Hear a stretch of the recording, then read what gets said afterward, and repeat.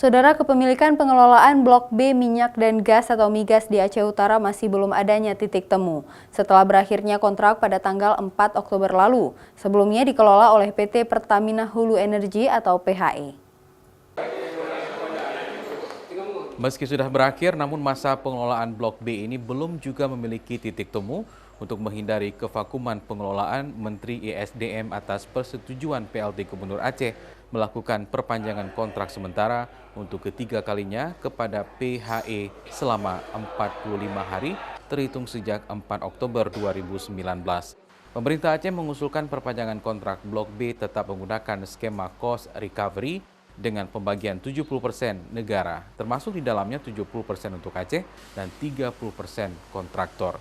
Deputi Perencanaan dan Operasi BPMA Tengku Muhammad Faisal menyebutkan proses negosiasi yang sebelumnya sempat berakhir buntu atau deadlock dan menghindari kevakuman pengelolaan, sehingga masih dilakukan perpanjangan kontrak selama 45 hari, serta saat ini sedang dilakukan rapat pembahasan kontrak ke depan untuk migas tersebut.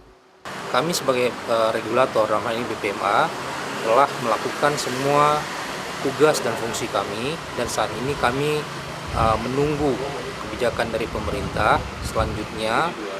Dan untuk informasi, hari ini sudah tinggal menyisakan waktu 34 hari lagi.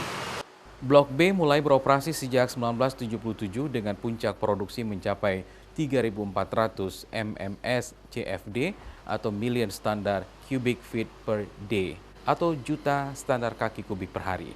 Berdasarkan data Kementerian ESDM, cadangan minyak di Blok B saat ini masih sebesar 3.343 million stock tank barrels dan gas sebesar 104 billion standar cubic feet. Syahril, Kompas TV, Banda Aceh.